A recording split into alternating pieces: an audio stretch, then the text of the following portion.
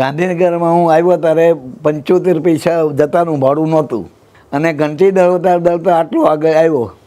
લૂંટ દળવાની ઘંટી હતી અને મારા મેરેજ થયા ત્યારે મારા ભેગા 12 માણસો હતા.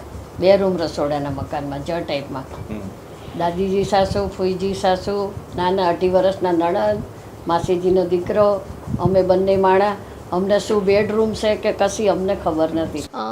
અમારે જ્યારે અમે નાના હતા ત્યારે ઘર તો સરસ હતું, પણ એ લોકોની એક એવી ઈચ્છા હતી કે એક ડ્રીમ હાઉસ હોય, કે જે એકદમ લક્ઝુરિયસ ડ્રીમ હાઉસને એવું એનું સપનું હતું, જે આજે મારા મમ્મી પપ્પાનું પૂરું થયું છે. ઇન્ટિરિયર સાથે કોઈ દિવસ અમે એવું વિચાર્યું બી નહોતું કે અમે ઇન્ટિરિયર સાથે આવી રીતે કરીને આટલું સરસ ઘર બનાવશું.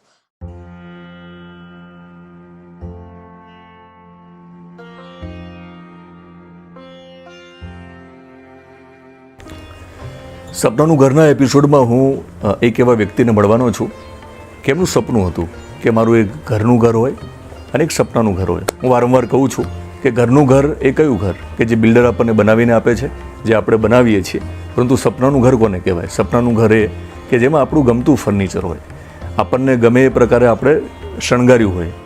અને આપણને હંમેશા શણગાર ગમે છે તો આપણું ઘર પણ આપણે શણગારતા હોઈએ છીએ. પણ આમનું જીવન મને પ્રેરણાદાયી લાગે છે અને મારી તો ટેવ છે, તમને ખબર છે મારી યુટ્યુબ ચેનલમાં કે આપણે આ શો જ્યારે ચાલુ કર્યો એ પહેલાં મારા જે એટલા પણ ઇન્ટરવ્યૂ છે એ બધા પ્રેરણાદાયી ઇન્ટરવ્યૂ છે કે કોઈ વ્યક્તિ શરૂઆત કરે, સંઘર્ષ કરીને સફળતા કઈ રીતે મેળવે છે.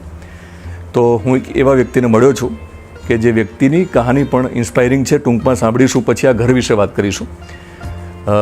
તમારી કહાની મારે સાંભળવી છે. ગાંધીનગરમાં કેટલા વર્ષ પહેલાં આવ્યા અને તમે શું કામ કર્યું? ગાંધીનગરમાં હું આવ્યો ત્યારે 75 પૈસા જતાનું ભાડું નહોતું. એ હળવે કરીને મેં 10 દુકાનો લીધી અને ઘંટી દળતા આટલું આગળ આવ્યો. 300 રૂપિયા પગારમાં નોકરી કરી. મહિલા મંડળમાં 175 રૂપિયામાં નોકરી રહ્યો હતો. એમાંથી આટલો હું આગળ આવેલો છું. ભગવતદાન ગઢવી સાથે વાતચીત કરું છું. એમને બહુ ટૂંકમાં કીધું છે, પણ એમની કહાની અને સંઘર્ષ જે છે ને એના માટે સાંભળવા માટે આપણે કલાકો જોઈએ. અને આપણી યુટ્યુબ ચેનલમાં એક એમનો જુદો ઇન્ટરવ્યૂ કરીશ એવું કમિટમેન્ટ કરું છું. એમને ટૂંકમાં વાત કરી છે. તમે કહેશો કે શરૂઆતના દિવસો કેવા હતા? કારણ કે હું સમજું ત્યાં સુધી પૈસાની અછત હશે, સંઘર્ષ કર્યો હશે. લોટ દળવાની ઘંટીની વાત કરી છે, એના વિશે વાત કરો. લૂંટ દળવાની ઘંટી હતી અને મારા મેરેજ થયા ત્યારે મારા ભેગા 12 માણસો હતા. 2 રૂમ રસોડાના મકાનમાં જ ટાઈપમાં.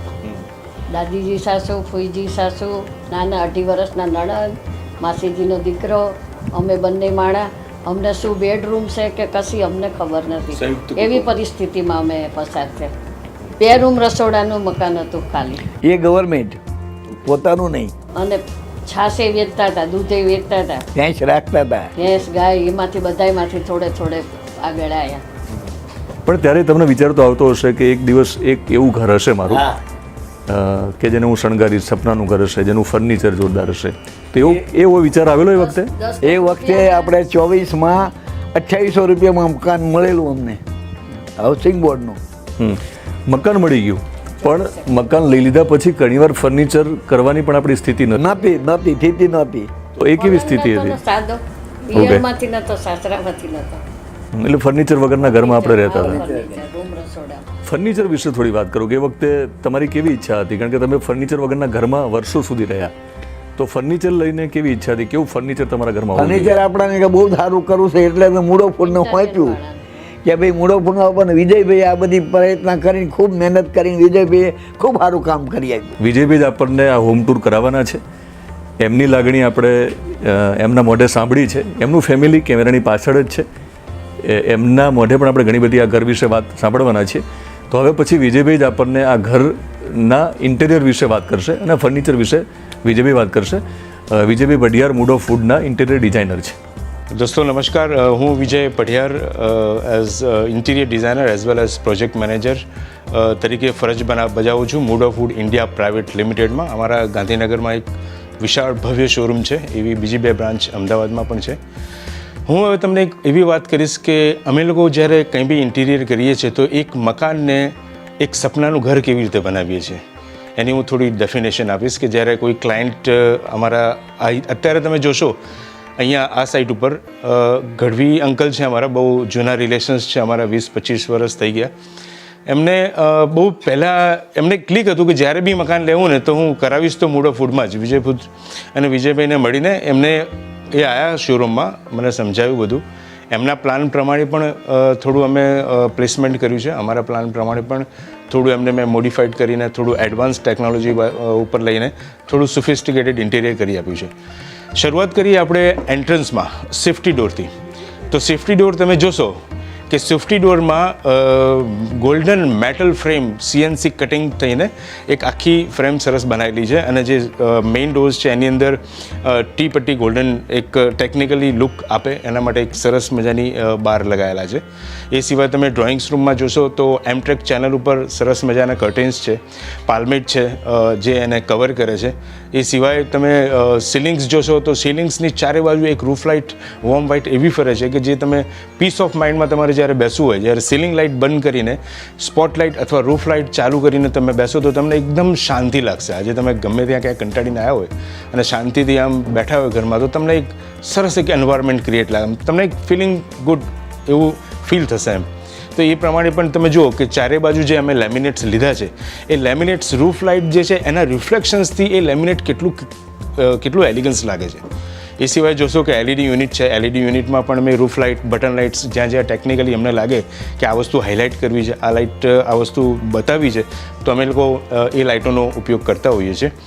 બીજી વસ્તુ કે તમે એમનો માસ્ટર બેડરૂમ જોશો તો માસ્ટર બેડરૂમમાં પણ એક યુનિક ડિઝાઇન અમે લોકોએ ક્રિએટ કરી છે. એક નેચરલ બ્રાઉન વિનિયર ફિનિશમાં અમે લોકો એક આખો બેડરૂમ એમનો તૈયાર કર્યો છે, જેની અંદર બ્રોન્ઝ મિરર છે, શટર્સની અંદર સ્લાઇડર શટર્સ છે. અને બીજી વસ્તુ તમે જોશો કે ફૂલ હાઇડ્રોલિક બેડ છે આખો. એની બાજુમાં એક લાઇબ્રેરી યુનિટ બનાવ્યું છે જેની અંદર સ્પોટલાઇટો, બટન લાઇટ્સ અમે લીધી છે. તમે એ વિડીયોમાં જોશો તો એ તમને બહુ જ મજા આવશે એ બેડરૂમ જોવાની. એ સિવાય તમે પૂજા ટેમ્પલ યુનિટ, એક પૂજા એરિયા છે આખો, એક નવી જગ્યા સરસ મજાની હતી અહીંયા, તો અમે એને પૂજા એરિયામાં કન્વર્ટ કર્યો છે. પૂજા એરિયામાં પણ તમે ટેમ્પલ જોશો તો CNC કટ કરીને જે માની લો કે કોઈ વ્યક્તિ એવા હોય છે કે જે ઓલ્ડ એજ હોય કે જે બેસીને પૂજા ના કરી શકતા હોય, અથવા તો અમુક લોકો એવા હોય કે ઊભા પણ જેમનાથી પૂજા ના થઈ શકતી હોય, તો અમે લોકો એક સરસ મજાની પફી નીચે આપીએ છીએ બેસવા માટે કે જ્યારે ખોલો તો એની ઉપર તમે બેસીને પૂજા કરી શકો. એ પ્રમાણે એક આ પૂજા એરિયો પણ ક્રિએટ કર્યો છે. પછી તમે એક ડાઇનિંગ એરિયા જોશો. ડાઇનિંગ એરિયા પણ વધારે સ્પેસ હતી તો અમે લોકો એક sofa cum bed 4 seater plus એની સામે એક 4 થી 5 સ્ટેપ ચેસ્ટ ડ્રોવર મૂક્યું છે.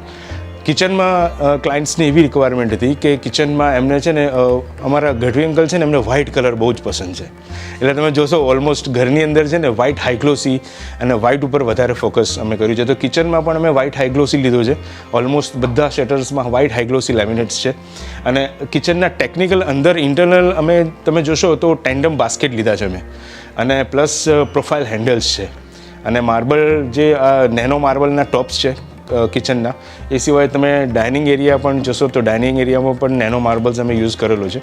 સર્વિંગ અપર યુનિટ અને લોઅર યુનિટ પણ બનાવેલા છે.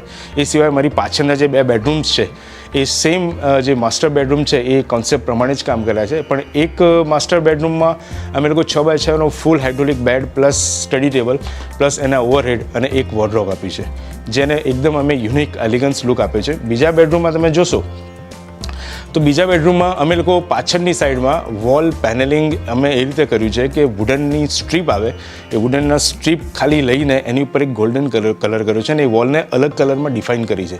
તમે વિડીયોમાં જોશો અને તો તમને આઈડિયા આવશે કે એકદમ કેટલો ક્રિએટિવ બેસ્ટ આઈડિયા છે કે તમારી પાછળના wall elevation, bed behind wall elevations તમે કેવી રીતે સારી રીતે ક્રિએટ કરી શકો.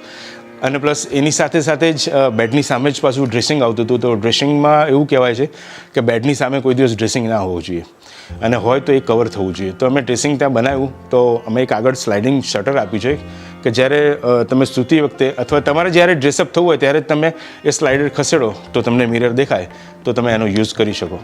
બાકી સ્લાઇડર પણ સેમ કોન્સેપ્ટ, બધી જ રૂફ લાઇટ અને બધી જ સીલિંગ લાઇટ ઓલમોસ્ટ કોન્સેપ્ચ્યુઅલ જ કામ કર્યું છે, જેને કહેવાય ને કે એસ્થેટિકલ સેન્સમાં અમે લોકો ઇન્ટિરિયર ડિઝાઇનર કર્યું છે. સર, અમારે જ્યારે અમે નાના હતા ત્યારે ઘર તો સરસ હતું, પણ એક એ લોકોની એક એવી ઈચ્છા હતી કે એક ડ્રીમ હાઉસ હોય કે જે એકદમ લક્ઝુરિયસ ડ્રીમ હાઉસને એવું એનું સપનું હતું જે આજે મારા મમ્મી પપ્પાનું પૂરું થયું છે.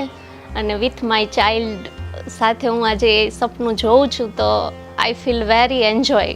ત્યારે ફર્નિચર આટલું બધું નહોતું, પણ ઓલી જે સેટી ટાઈપ એ રીતનું હતું.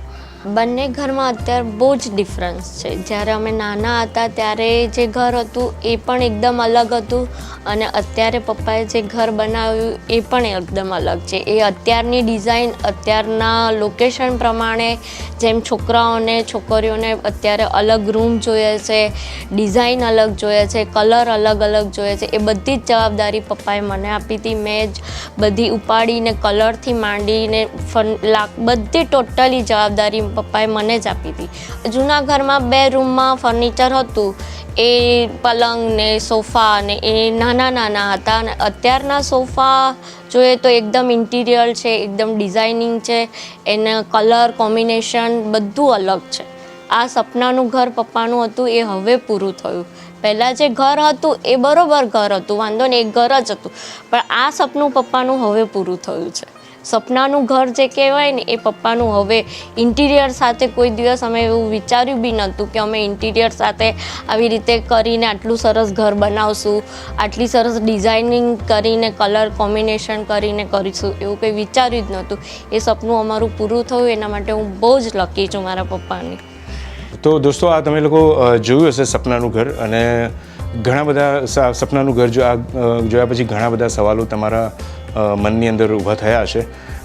વિચારતો હશો કે આ કેવી રીતે થયું હશે, શું અમાઉન્ટ હશે, કેટલામાં થયું હશે. તો સૌથી પહેલાં હું એવું કહેવા માગું છું કે લગભગ ઇન્ટિરિયરમાં 2-2.5 લાખથી 5 લાખથી લઈને એની કોઈ લિમિટ નથી. એક ઇનિશિયલી એક અમાઉન્ટ નક્કી હોય છે કે 2 BHK, 3 BHK, 4 BHK કે ડુપ્લેક્સ કે રો હાઉસ, ક્યાં બી તમે જાઓ, એક ઇનિશિયલી અમાઉન્ટ જે નક્કી હોય છે એ તો નક્કી જ હોય છે, પણ એનાથી બિયોન્ડ જે તમારે જવાનું છે એની કોઈ લિમિટ નથી હોતી સર. અને બીજી વસ્તુ એ કહેવા માગું છું કે તમારા દરેક કંઈ બી જે દિલની અંદર અથવા દિમાગની અંદર જે કંઈ બી સવાલો હશે એના જવાબ માટે અથવા તમારે કંઈ ઇન્ક્વાયરી કરવી હોય તો નીચે આપેલા અમારા 3 શોરૂમ છે. એક ચાંદખેડા છે, mood of wood, the furniture mall, એક SJ હાઈવે છે, mood of wood, the furniture studio, અને ગાંધીનગર છે, mood of wood India private limited. આ નીચે આપેલા બધા સરનામે, કોન્ટેક્ટ નંબર્સ ને બધું જ છે, તો તમે લોકો અમારો સંપર્ક કરી શકો છો. સૌથી બેટર રહેશે અને અમને પણ બહુ મજા આવશે તમારી સેવા કરવાનું સર. Thank you.